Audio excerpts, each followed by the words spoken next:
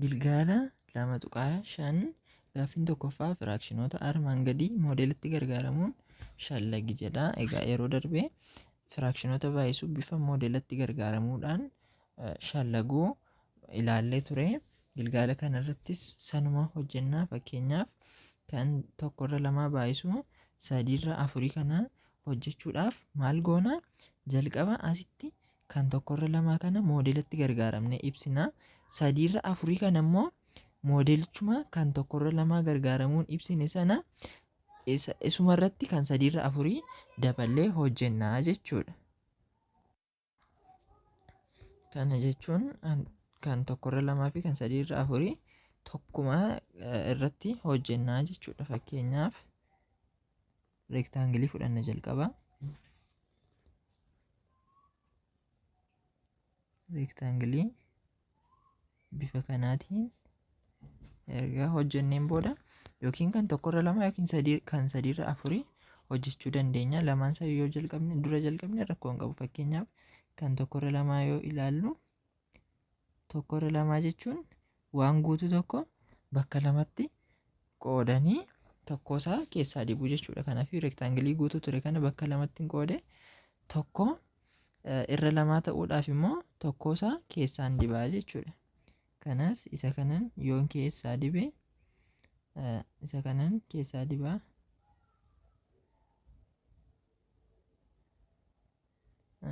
Yoon kana keessaa dibu maal ta'a? Tokko irra lamaa nuuf ibsuu danda'a jechuudha. Kanaaf kunoo akka kanatti kun kan meeqaa nuuf ibsaa? Tokko irra lamaa nuuf ibsaa jechuudha. Asitti tokko irra lamaa nuuf ibsa. Amma immoo maal goonaa?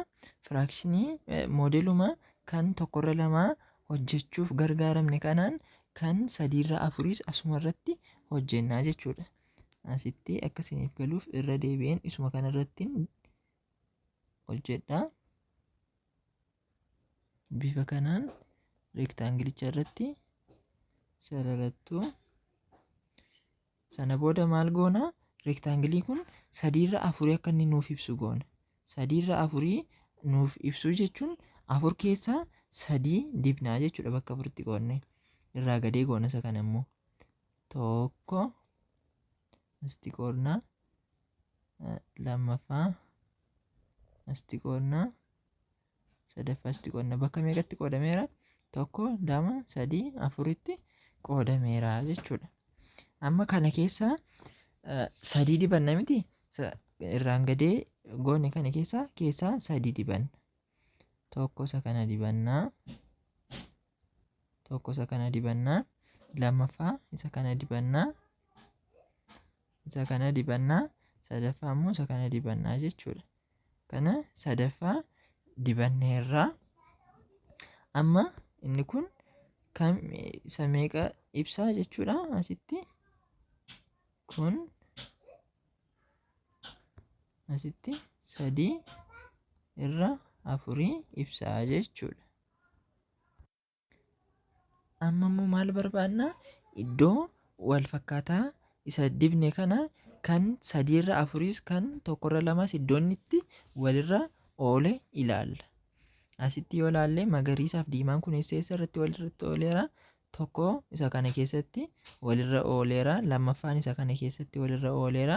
Sadaffaan immoo isa kana keessatti walirra ooleera. Bakka meeqatti walirra ooleera? Bakka 3. Iddoo biraa irratti iddoo walirra oole hin qabu yoo ilaaltan. Magariisaaf diimaan iddoo irratti walirra oole hin qabu waan ta'eef iddoo 3 qofaadha. Kanaafiyyuu maal goona? 3 jennas. Asitti 3 barreeffanna. Walumaa galatti immoo reektaangiliin kun bakka meeqatti qoodameera jennee ilaalla.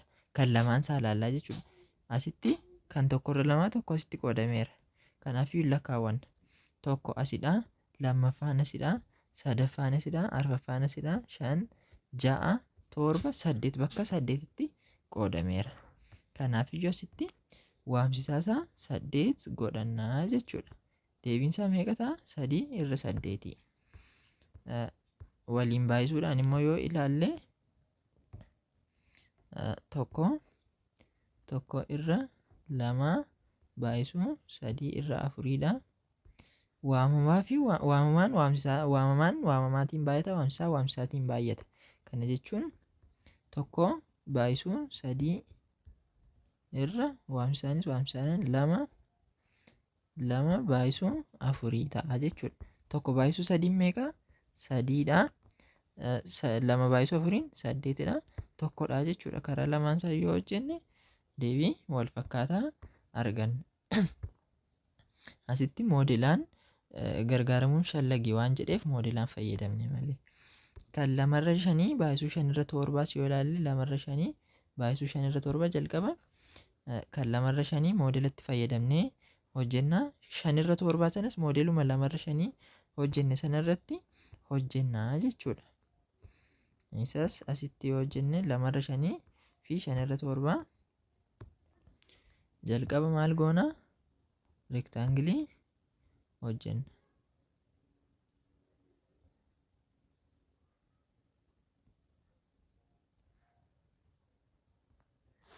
Rektaangilii akka kana erga hojjenneen booda maal goona? 2/5 akka nuuf ibsuuf bakka 5tti qoodnaa jechuudha. Yookiin irraan gadee yookiin dalga jechuu dandeenya. Kanas akka kanatti hojjenne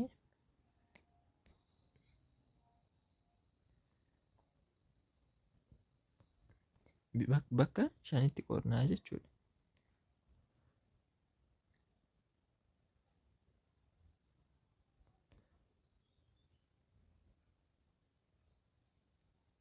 Kanatti bakka 5tti qoodna. Kuni meeqa?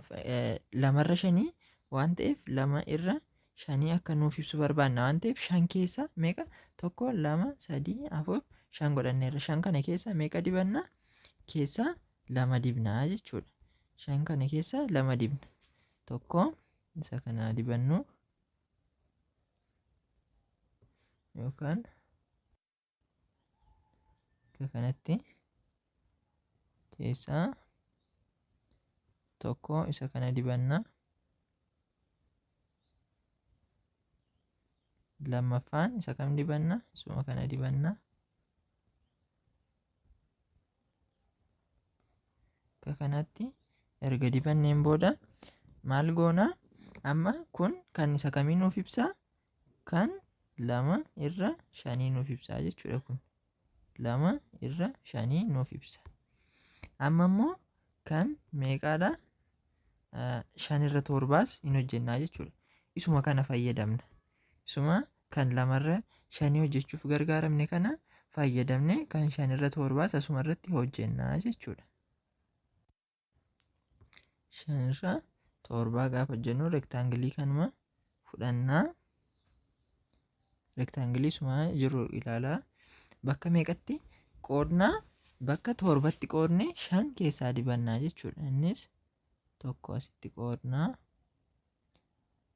2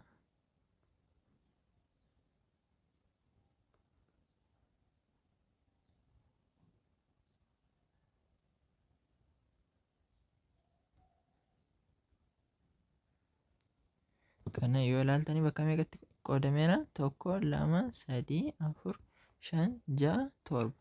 Bakka 7tti qoodanneerraa jechuudha. Amma immoo bakka 7tti kan qoodne kana keessaa maal goona? 5 keessaa dibannaa jechuudha. 5 keessaa dibanna. Tokko isa kana dibannaa. Lammaffaa isa kana dibannaa. Sadaffaa isa kana. Arfaffaa isa kana. Shanaffaa isa kana meeqa dibanna? 5 dibanneerraa jechuudha. Amma 5 dibanneerra. Amma maal jechuudha? Asitti kan 5 inni kun isa kam ibsaa? Inni amma goone kun kan 5/7 ibsa. Kan 5/7 ibsaa jechuudha. Kan 2/5 isa jalaa kanadha. Amma bakka meeqatti walirra oolanii jennee ilaalla. Gurraachaa fi cuquliisni kun bakka meeqatti walirra oolan? Gurraachi isa kanadha. Cuquliisni immoo isa amma dibanneedha jechuudha. gurraachaaf cuquliisni kun bakka meeqatti walirra oolan qoqqoodaminsa kana keessaa kan jedhu ilaalla. Asitti bakka meeqatti walirra oolaniiru?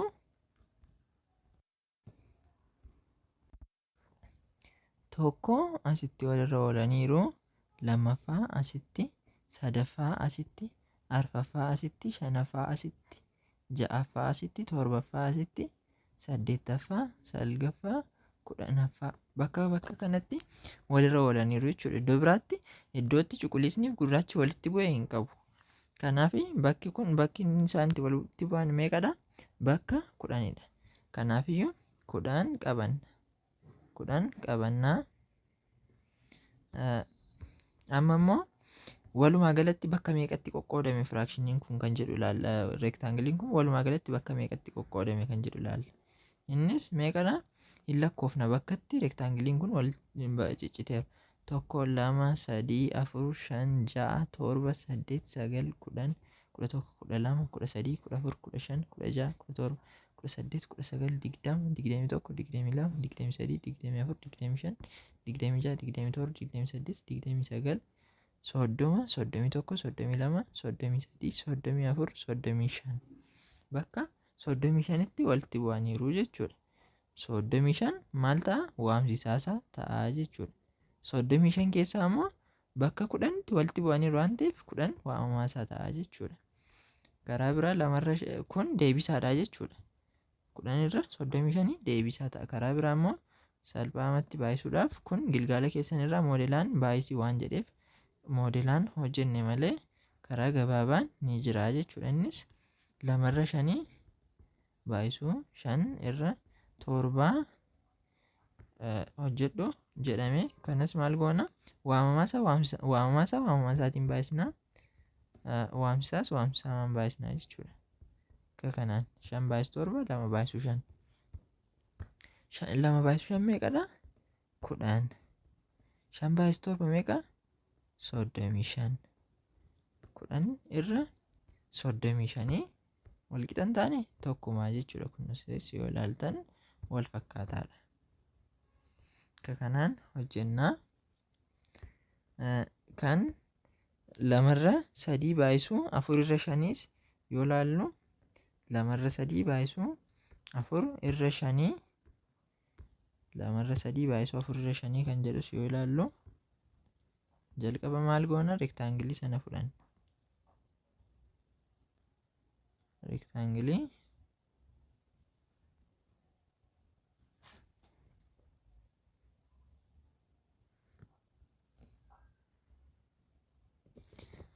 jalqaba kan 2 irra 3 yoo hojjenne kan 2 irra 3 bakka akka kanatti qoodna jechuudha. 2 irra 3 waan jedheef 2 kana keessa 3 kana bakka 3tti kan qoodne kana keessa 2 dibannaa jechuudha. Tokko isa kana dibannaa, lammaffaa irratti isa kana dibanna. Amma immoo kan 4 irra 5 kan 4 irra 5 reektaangilii kana irratti irraan gadeedhaan hojjenna. Inni kun isa kam nuuf ibsa? Inni kun kan 2 irra 3 nuuf ibsa. Kan 4 irra 5 immoo reektaangilii kana irraa gadee isaatti qoodnee hojjenna. Tokko bakka 5tti qoodnaa jechuudha. 2 3 wal qixxaataa akka nuuf ta'uuf bal'isnee qoodnaa. 1 2 3 4 bakka meeqatti qoodame? 1 2 3 4 5 bakka 5tti nuuf qoodameera. Amma 4 jedhame 5 keessaa 4 dibannaa jechuudha. Kanas 1 as keessatti dibannaa. Irraan gadee ilaaluu qabna. Sadalga kan 2 irra 3 qoodne hin ilaallu kana gaafa dibnu jechuudha. Akka kanatti meeqa dibannaa? 4 isa amma hojjenne keessa 5 isa goone keessa 4 dibna akka kanatti. sana booda hin lakkoonaa jechuudha bakkatti isaan walirra oolan. Asitti 1 2 3 4 5 6 7 8 bakka meeqatti walirra oolaniiru. Inni kun kan meeqaa ibsa? Asitti hin barreessinaa. Kan 4 irra 5 ibsa. Bakka meeqatti walirra oolaniiru jechuudha? Bakka 8. 8 waamamaa isaa nuuf ta'a jechuudha. Bakka meeqatti immoo qoodameera hin lakkoofne. Bakka 1 1 2 3 4 5 6 7 8 9 10 11 12 13 14 15 16 bakka meeqatti qoodameera? Bakka 16tti immoo qoodameera. Kanaafiyyuu 8 irraa meeqa ta'a? 16 waamsisaa isaa ta'a jechuudha. Karaa baay'isuudhaanis yoo ilaallu 2 irra 3 baay'isuu 4 irra 5 baay'isnee yoo ilaallu 2 baay'isuu 4 meeqa? 8. 3 baay'isuu 5 meeqa? 15. 3 asitti dogoggorri jira. Bakka 15tti qoodame malee bakka 16 miti yoo lakkoofne dogoggorri 1 2 3 4 5 bakka 15 asitti 15 jedha. Kana bakka 15tti qoodame. Kanaafiyyuu 3 baay'isuu 15 meeqa? 3 baay'isuu 5 15 ta'a jechuudha. Kanaafiyyuu 8 irra 15 ta'a. Ammas wal fakkaataadha jechuudha. Kan itti aanu firaakshinoota armaan gadii baay'isi jedha. Kana kutaa itti aanu irratti waliin hojjennaa. Agasitti chaanaalii kana sabskiraayib gochuun akkasuma hiriyoota keessaniif qooduun nu eegaa.